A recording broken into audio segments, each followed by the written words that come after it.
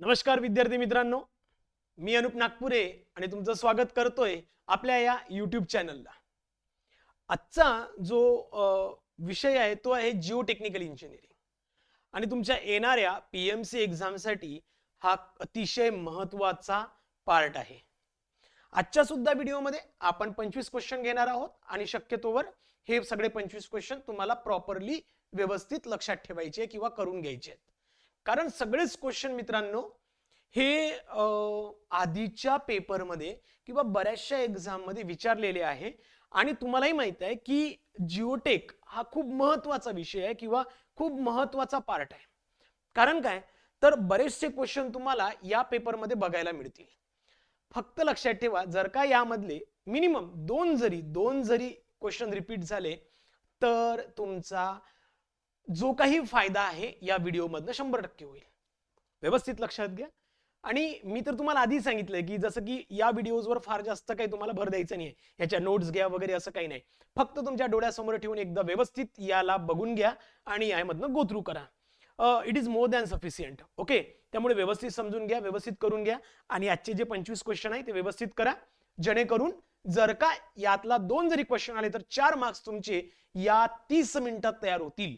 त्यामुळे व्यवस्थित समजून घ्या, महत्त्वाचा पार्ट आहे. ठीक आहे, तर जिओटेक इंजिनिअरिंग आपण चालू करतोय आणि त्याचा पहिला क्वेश्चन आहे जो की सिलेक्ट द एनएमसी.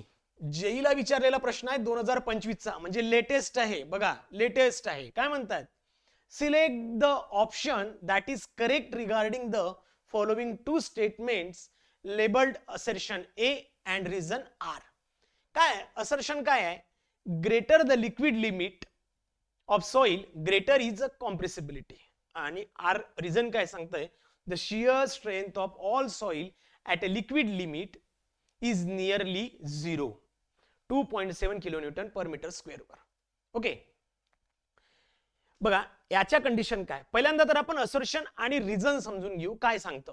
ओके, आता असर्शन आणि रिझनच्या संदर्भात जर बोललं तर सगळ्यात सिंपल कंडिशन काय मित्रांनो, की लिक्विड लिमिट जर का जास्त असेल म्हणजेच सॉइल मध्ये क्ले कंटेंट जास्त असतो, म्हणजे क्ले पार्टिकल वॉटर जास्त होल्ड करतात, त्यामुळं सॉइल मोर कॉम्प्रेसिबल बनते. म्हणजे असर्शन एक असं आहे, बरोबर आहे. Greater the liquid liquid soil greater is compressibility. बघा सिंपल आहे. काय म्हटलंय मी? लिक्विड लिमिट मुळे जास्त असेल तर सॉइल मध्ये क्ले कंटेंट हे जास्त असतो आणि क्ले पार्टिकल जर का पार्टिकल्स वॉटर जास्त होल्ड करून ठेवतात आणि त्यामुळे काय होतं की सॉइल सगळ्यात जास्त कॉम्प्रेसिबल बनते. म्हणजे असर्शन ए इज ट्रू म्हणू शकतो मी. Assertion A is true. आता रिझन बद्दल जर बोलायचं झालं तर काय म्हणतात reason? The shear strength of soil at liquid limit is nearly 0. ते बघा सिंपल आहे. लिक्विड लिमिट कंडिशनला जर तुम्ही सॉइलचं बघितलंय तर लिक्विड लिमिट कंडिशनला सॉइल ऑलमोस्ट फ्लुइड स्टेट मध्ये असते आणि शियर स्ट्रेंथ नियरली 0 असते. म्हणून रिझन आर ट्रू आहे. काय सांगितलंय? लिक्विड लिमिट कंडिशनला सॉइल ऑलमोस्ट फ्लुइड टेस्ट मध्ये असते. ऑब्विसली लिक्विड जास्त आहे, फ्लुइड स्टेट मध्ये असेल. आणि जर का तुम्ही फ्लुइडचं बघितलं तर शियर स्ट्रेंथ फ्लुइडवर काय असतो? ऑलमोस्ट नियर टू द 0 असतो. म्हणून आर सुद्धा करेक्ट आहे. जर का बघितलं आर ही करेक्ट आहे. पण कॉम्प्रेसिबिलिटी वाढवण्याचं डायरेक्ट रिझन शियर स्ट्रेंथ 0 असणं नाही, तर वॉटर होल्डिंग कॅपॅसिटी आणि सॉइल स्ट्रक्चर असते. लक्षात ठेवायचंय. पण तुम्हाला काय लक्षात ठेवायचंय की both A and R is true. A is false, R is true. Both A and R are true and R is not correct explanation of A. Both A and R true and R is a explanation of R is a correct explanation of A. दोन्ही मध्ये confuse व्हाल कदाचित. बघा is इथे not म्हटलाय आणि इथे म्हटलाय, तर हे तर दोन्ही नाही. आता या दोन मध्ये काय मी तुम्हाला आताच सांगितलंय की ए पण करेक्ट आहे आणि आर पण करेक्ट आहे. पण कॉम्प्रेसिबिलिटी वाढवण्याचं डायरेक्ट रिझन जे आहे ते शिअर स्ट्रेंथ 0 असणं नाहीये, तर वॉटर होल्डिंग कॅपॅसिटी आणि सॉइल स्ट्रक्चर आहे. वॉटर होल्डिंग कॅपॅसिटी आणि सॉइल स्ट्रक्चर हे मित्रांनो कॉम्प्रेसिबिलिटी वाढवण्याचं खरं तर कारण असते. त्यामुळे both A and R correct आहे, पण आर जे आहे मित्रांनो, जी रिझन दिलाय असर्शन ए ला, हे काय त्याचं करेक्ट नाहीये, म्हणून सी करेक्ट. क्लिअर? लक्षात आलंय? चला पुढे जाऊया. म्हणून सी करेक्ट आहे. एनएमसीजे ला विचारलेला प्रश्न आहे. पुन्हा सेकंड एनएमसीजे 2025 ला विचारलेला प्रश्न आहे. In contact pressure diagram the settlement is uniform and the pressure at the edges is maximum, at the center is minimum. This diagram is valid for flexible footing of non-cohesive soil, flexible footing on a cohesive soil, rigid footing on cohesive soil, rigid footing on non-cohesive soil. बघा question काय म्हणतोय. In a contact pressure diagram, the settlement is uniform and the pressure at the edge is maximum and center ला minimum असते. ही diagram कशाला valid आहे? तर सगळ्यात महत्वाचं आहे की जर का तुम्ही लक्षात आणलं किंवा जर का प्रॉपरली बघितलं तर रिजिड फुटिंग मध्ये फुटिंग स्टीप असल्यामुळं सेटलमेंट युनिफॉर्म होत असते. बरोबर आहे? कोहेसिव्ह सॉइल म्हणजेच की क्ले मध्ये ना एजेसला कन्फाइनमेंट कमी असल्यामुळे प्रेशर एजेसला मॅक्झिमम असते आणि सेंटरला मिनिमम असते. म्हणून हा कॉन्टॅक्ट प्रेशर डायग्राम जी आहे ही रिजिड फुटिंगला कोहेसिव्ह सॉइल साठी व्हॅलिड असते. लक्षात घ्या मी काय सांगितलं. नॉर्मली तुम्हालाही माहित आहे किंवा आपण जिओटेक मध्ये GT1 मध्ये पण स्टडी केलाय. बरोबर आहे की रिजिड फुटिंग मध्ये काय असतं की फुटिंग स्टीप असल्यामुळं सेटलमेंट जे आहे ते नॉर्मली इव्हनच होते किंवा युनिफॉर्म होते. ओके, आता यामध्ये काय की कोहेसिव्ह सॉइल मध्ये एजला कन्फाइनमेंट कमी असल्यामुळं प्रेशर हे एजला जास्त असतं आणि सेंटरला कमी असते. बरोबर? आता म्हणून काय तर कॉन्टॅक्ट प्रेशर डायग्राम जी आहे ही रिजिड फुटिंगला कोहेसिव्ह सॉइल साठीच व्हॅलिड आहे, अदर कोणत्याही कंडिशन मध्ये ती व्हॅलिड नाही. म्हणून मग याचं जे करेक्ट ऑप्शन आहे मित्रांनो तर फ्लेक्झिबल फुटिंग नॉन कोहेसिव्ह पण नाही, फ्लेक्झिबल फुटिंग ऑन कोहेसिव्ह पण नाही किंवा रिजिड फुटिंग नॉन कोहेसिव्ह नाही. रिजिड फुटिंग साठी कोहेसिव्ह सॉइल साठीच असते. लक्षात ठेवायचे. म्हणून सेकंडला सी करेक्ट आहे. क्लिअर? पुन्हा थर्ड क्वेश्चन आहे मित्रांनो एनएमसी जेईचाच. Third number, with an increase in the value of pore pressure coefficient A the consolidation settlement correction coefficient for the 3 dimensional consolidation पहिला आहे decreases, first decrease and then increase, increase first increase and then decrease. बघा काय सांगतायत question number 3 मध्ये. बघा एक तर तुम्हाला माहित असणं गरजेचं आहे की पोर प्रेशर कोएफिशिएंट ए वाढला म्हणजेच काय होतं की एक्सेस वॉटर प्रेशर इनक्रीज होत असते. लक्षात आलं की पोर प्रेशर कोएफिशिएंट वाढला म्हणजेच काय होतं की एक्सेस पोर वॉटर प्रेशर आहे ते वाढतं आणि एक्सेस पोर प्रेशर वॉटर वाढल्यामुळं इफेक्टिव्ह स्ट्रेस हा कमी होत असतो. लक्षात आलंय का मी काय बोलतोय? बघा सगळ्यात महत्वाचं की पोर प्रेशर कोएफिशिएंट जो आहे, पोर प्रेशर कोएफिशिएंट जो आहे हा जर का वाढला तर त्या केसमध्ये एक्सेस पोर प्रेशर वॉटर हे वाढत असतं. लक्षात आलं? एक्सेस पोर वॉटर प्रेशर हे वाढत असतं. एक्सेस पोर प्रेशर वाढल्यामुळं इफेक्टिव्ह स्ट्रेस जो आहे तो ऑटोमॅटिकली कमी होत असतो. म्हणजेच 3 डायमेन्शनल कन्सोलिडेशन मध्ये इफेक्टिव्ह स्ट्रेस कमी झाला की सेटलमेंट करेक्शन कोएफिशिएंट हे डिक्रीज होतं.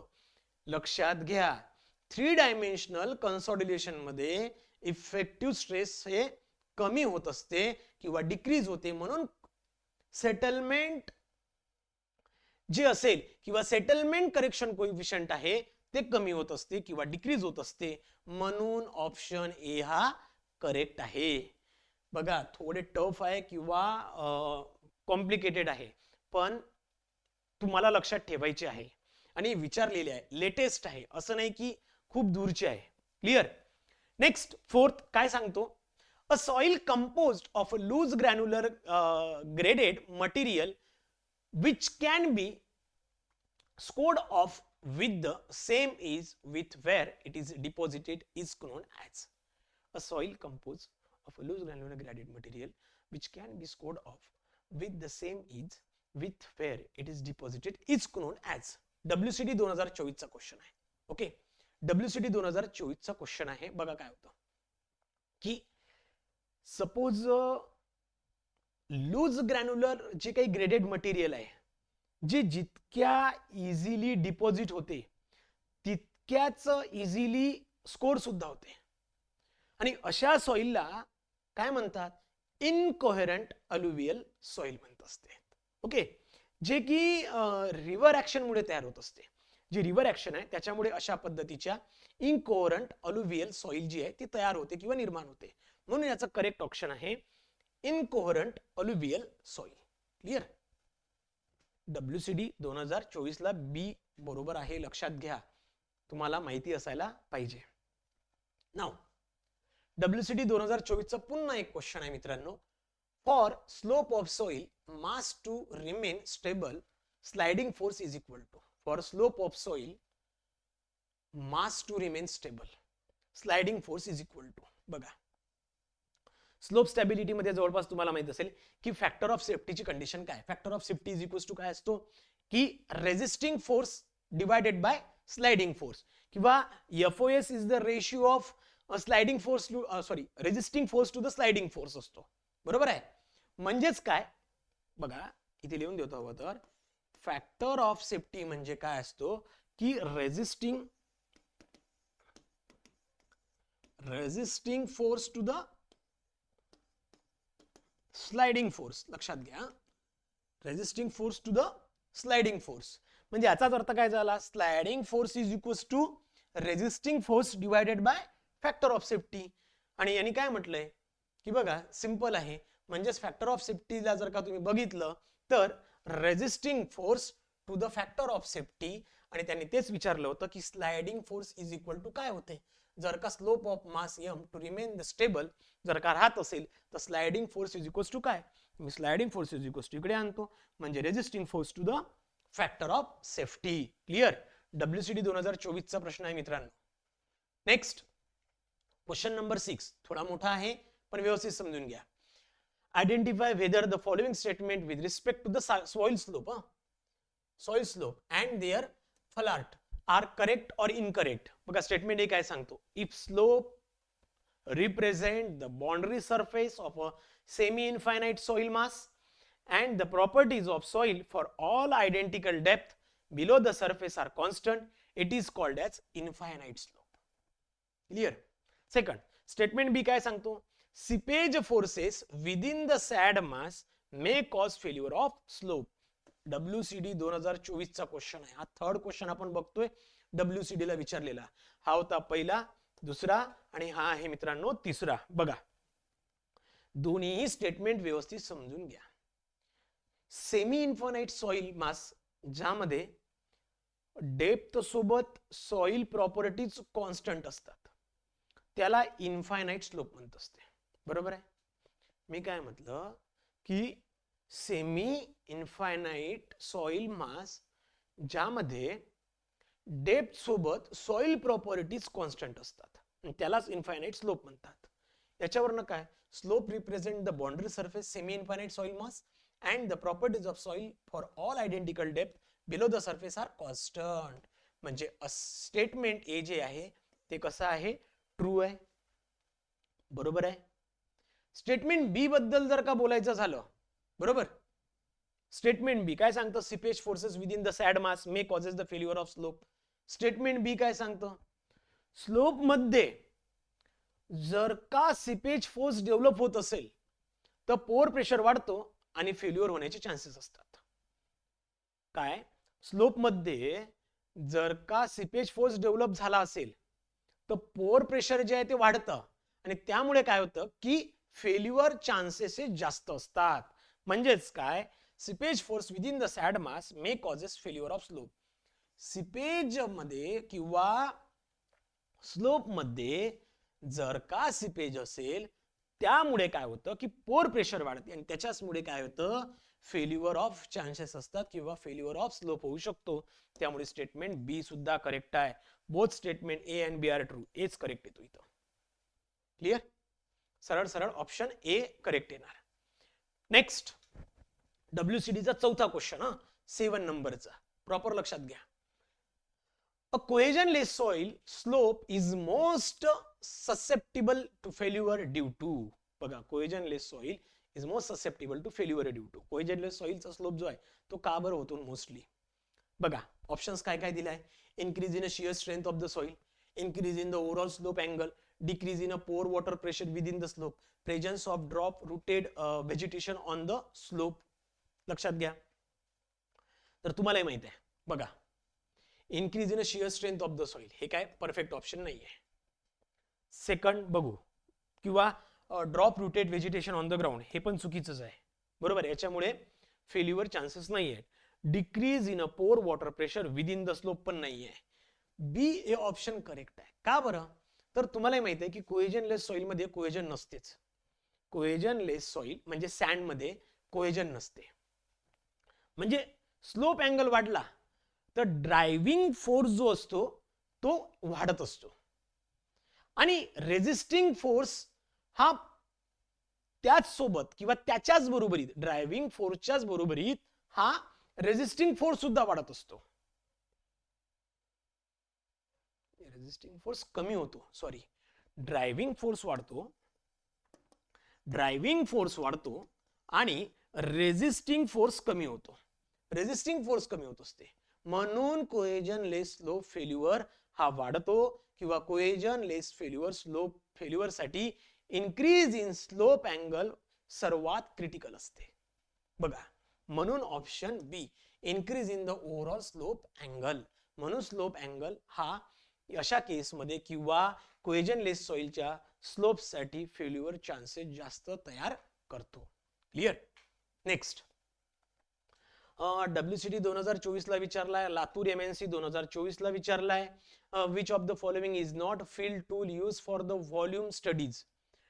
Tensile tube, pneumatic road tube, mechanical hand counter आणि पेपर पेन्सिल. ओके, तर तुम्हालाही माहित असायला पाहिजे काय आहे. तर option D paper pencil. Paper pencil हे जे आहे ते फील्ड टूल जे काही व्हॉल्यूम स्टडीज साठी वापरल्या जात नाही. म्हणजेच यामध्ये काय व्हॉल्यूम किंवा ट्रॅफिकसाठी जे काही न्यूमॅटिक ट्यूब असेल किंवा टेन्साइल ट्यूब असेल मेकॅनिकल काउंटर हे वापरलं जात असतं.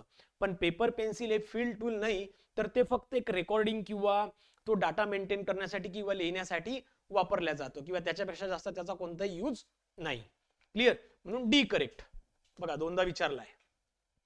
DDA 2022 ला पुन्हा एक क्वेश्चन विचारला होता. Calculate the porosity of soil sample if its void ratio is 0.6. तुम्हाला माहित आहे की N is equals to E upon 1 plus E. बरोबर आहे? 1 plus E. So E is equals to काय दिलाय व्हॉइड रेशियो त्यांनी? E इज इक्वल्स टू 0.6 दिलाय. म्हणजे 0.6 1 प्लस 0.6 1 प्लस 0.6 किती होते? म्हणजेच काय 6 इज इक्वल्स टू 1.6 म्हणजेच 60 इज इक्वल्स टू ओके सोड एक सोड सोड चूक 64 सोड चूक चूक 64 म्हणजे 4 होणार नाही 48 33 43 म्हणजे आलंय 35 पेक्षा थोडं जास्त कोण येईल तर डी ऑप्शन येतो 37.5. क्लिअर? आणि 37.5 मल्टिप्लाइड बाय 100 आपण जे आहे पोरोसिटी पर्सेंटेज मध्ये बघतो त्याच्यामुळे 100 तर 37.5 इज नियरली करेक्ट. ओके, हे ऍक्च्युअली तर 7 येते मी अप्रॉक्सिमेट करून बघितलं. क्लिअर? तो क्वेश्चन 10 ला डी करेक्ट. नेक्स्ट पुणे मेट्रोचा पुन्हा 2021 चा एक क्वेश्चन आहे. A soil sample has a bulk unit weight of 20 kilo newton per metre cube and water content 20%. Calculate its dry unit weight. Okay, dry unit weight काळा म्हणतायत. काय formula आहे? काय फॉर्म्युला आहे? Dry unit weight is equals to unit weight divided by 1 plus W, बरोबर आहे की नाही? 1 plus W is nothing but the water content. Clear? So लक्षात घ्या, युनिट वेट किती दिलाय त्यांनी? 20 दिला आहे. 20 दिला आहे. 1 प्लस वॉटर कंटेंट आहे 20% म्हणजे 0.2, म्हणजेच किती होणार रे हे? 1.2, म्हणजे 20 डिवायडेड बाय 1.2, बरोबर की नाही? किंवा याला 12 म्हणा, 12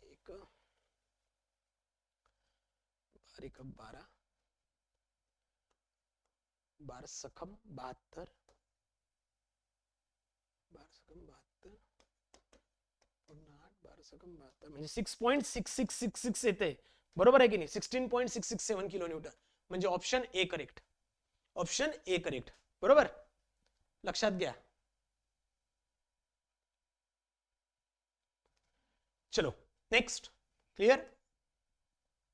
12 डीडीए जेईला विचारलाय, deposits directly made by the melting glaciers are known as. बघा, deposits directly made by melting glaciers is known as.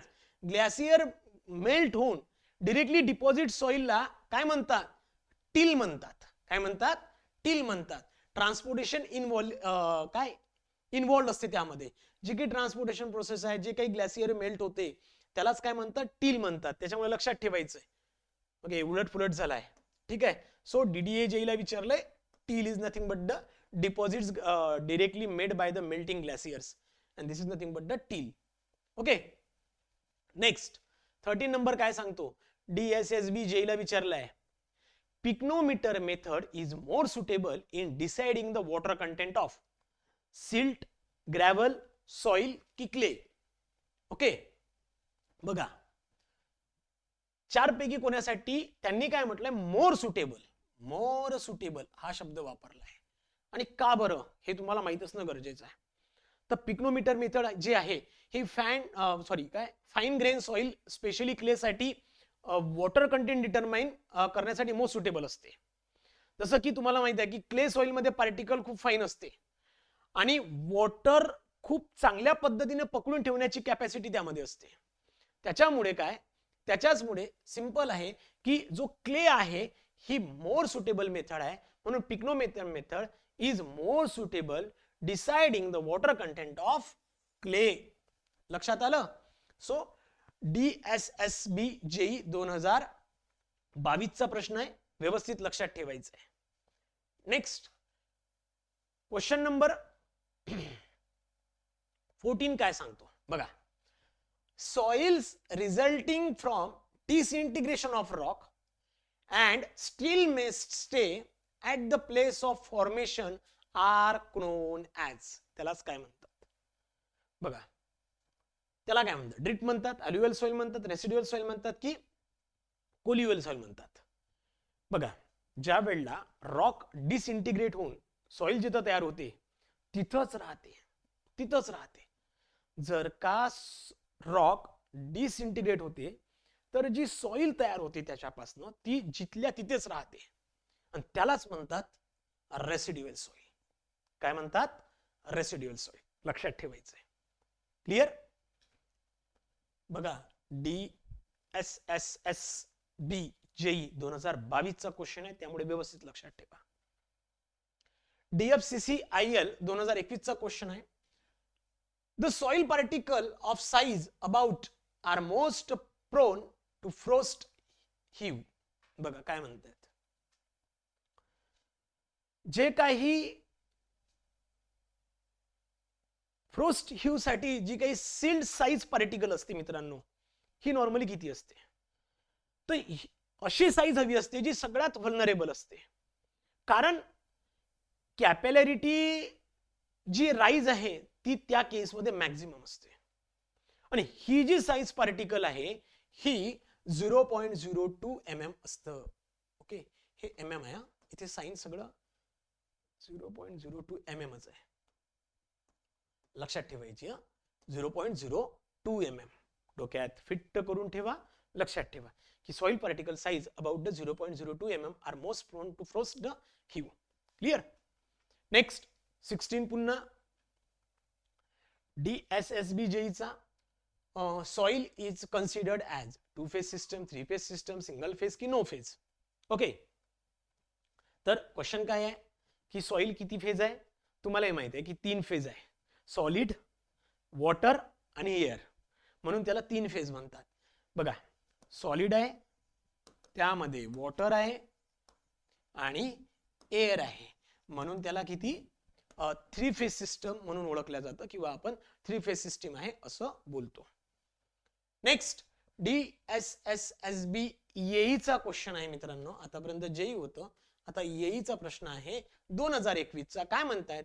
A soil sample has specific gravity of 60 and void ratio of 0.78. okay, हे चुकून आलेलं आहे. The water content required to fully saturate the soil at the void ratio is 10, 20, 30, 40%. बघा, तुम्हाला माहित आहे की water content साठी E/G हा फॉर्म्युला आहे, बरोबर आहे. Gravity and E is nothing but the voids ratio. बरोबर, किती आहे तुम्हाला माहित आहे की वॉइड्स रेशिओ आहे 0.78 आणि कोणासाठी स्पेसिफिक ग्रॅव्हिटी 60. ग्रॅव्हिटी डायरेक्टली 60 दिली आहे, बरोबर आहे. सॉरी, नाही, जस्ट गिव्ह मी वेट, मला ना 1-2 मिनिट हा क्वेश्चन फक्त एकदा बघू देत काय आहे.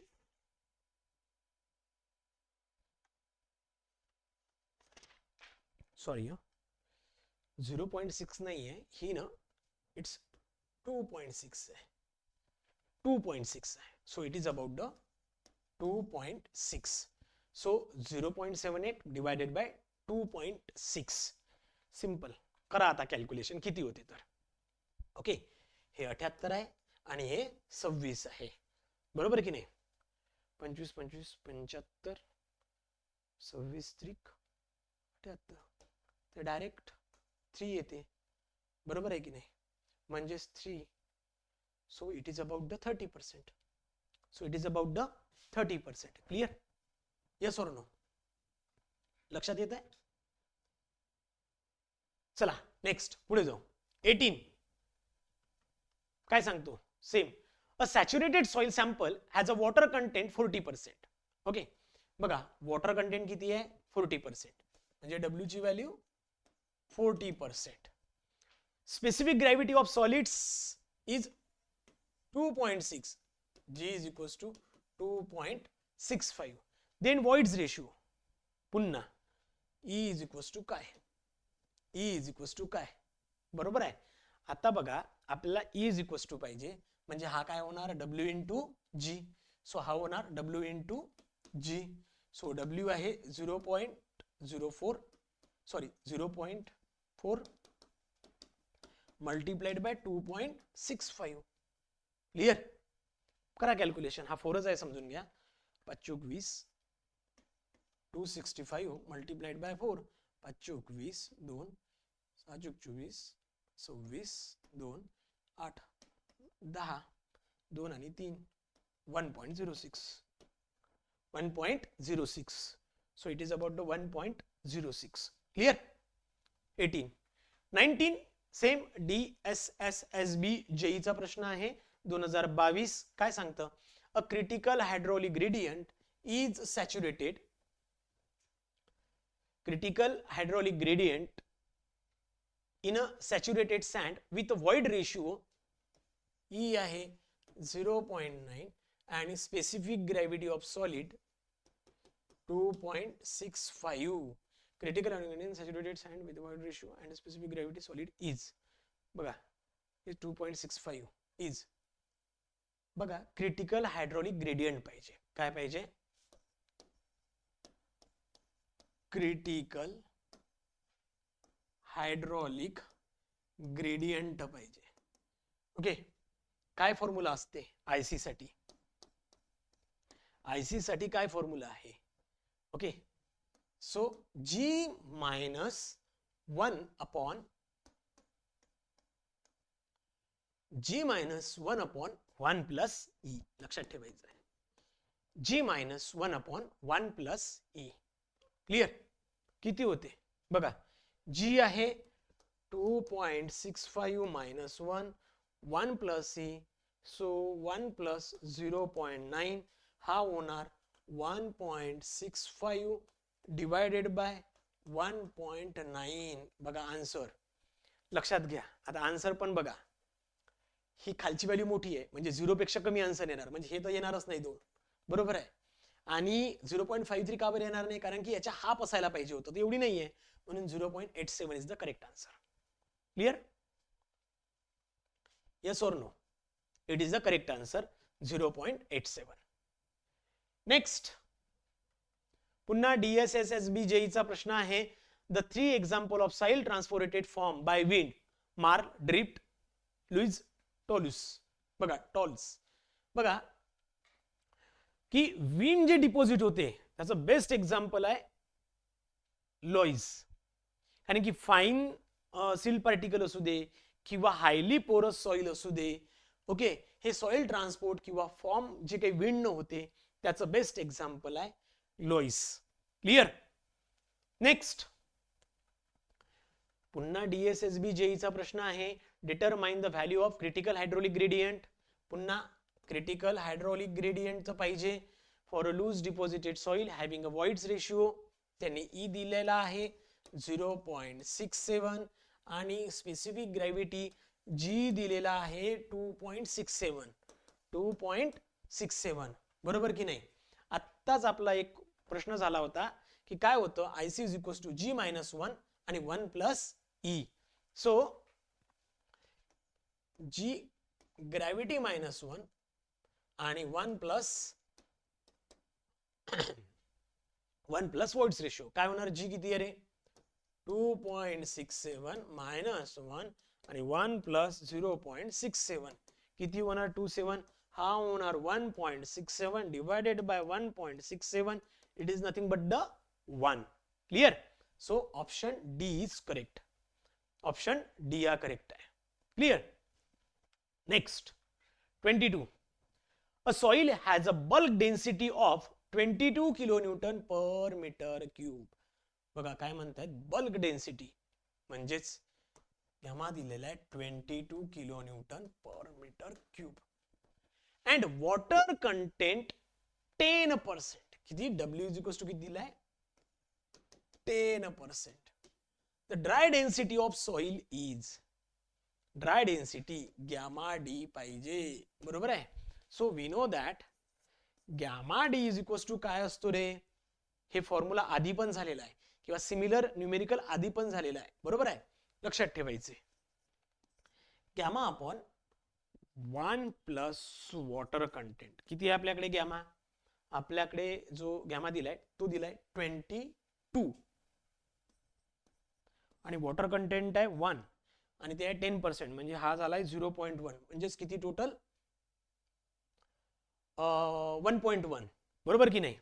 सो 22 डिवायडेड बाय 1.1 म्हणजे 11 2 22 2 म्हणजेच 20%, बरोबर. आन्सर किती यायला पाहिजे? 20 किलोन्यूटन, बरोबर. 20 kilonewton per metre cube. Answer D is correct. Next 23. Bulk unit weight is. काय असते bulk unit weight? Okay, bulk unit weight म्हणजेच काय? Total weight of soil mass to the total volume. समजलं का?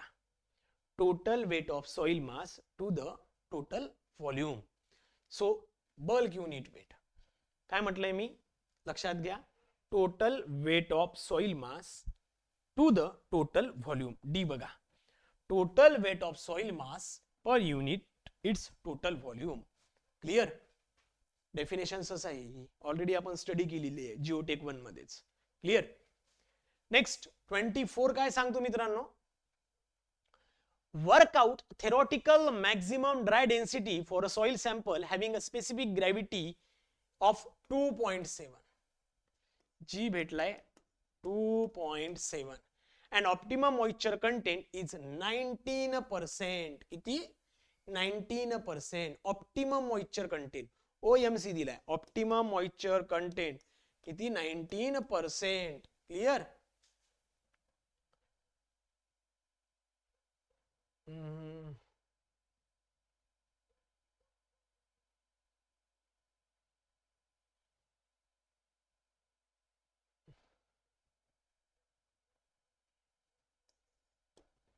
ऑप्टिमम मॉइश्चर कंटेंट काहीतरी missing आहे की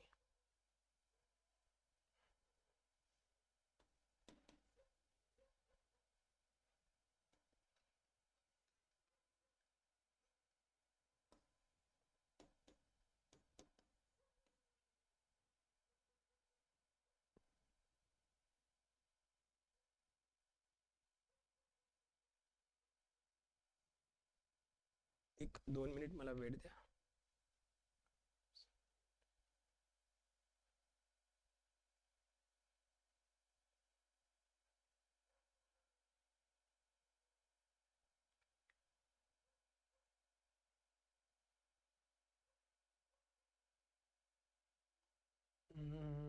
calculator एकदा फक्त मला कॅल्क्युलेट करून बघू द्या.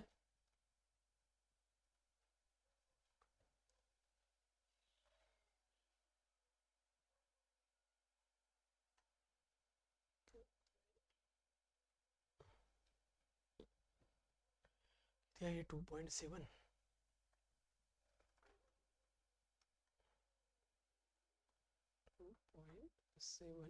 डिवायडेड बाय किती येणार आहे 90% 1.9 1.4. ठीक आहे. हा एक जो क्वेश्चन आहे तो राहू देऊ. ओके, याला मी थोडा पुढच्या व्हिडिओत सांगतोय, याला पुढच्या व्हिडिओमध्ये सांगतोय. ठीक आहे. नेक्स्ट बघू 25 DSSJB चा लास्ट क्वेश्चन आहे. A soil sample has a porosity of 30%. Calculate the voids ratio.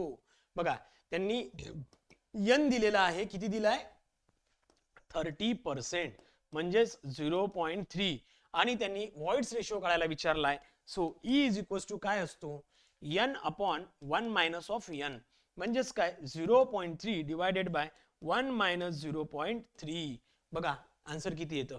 So हे होणार 0.3 आणि हा होणार 0.7 म्हणजे 3/7 ते 30 हा होणार 0 7 त्रिक 21 चौक 28. बरोबर आहे 7 चौक 28 आणि जर का बघितलं तर 4 वाला एकच आहे 0.428. बरोबर आहे म्हणून डी करेक्ट. क्लिअर, एवढं सिंपल आहे.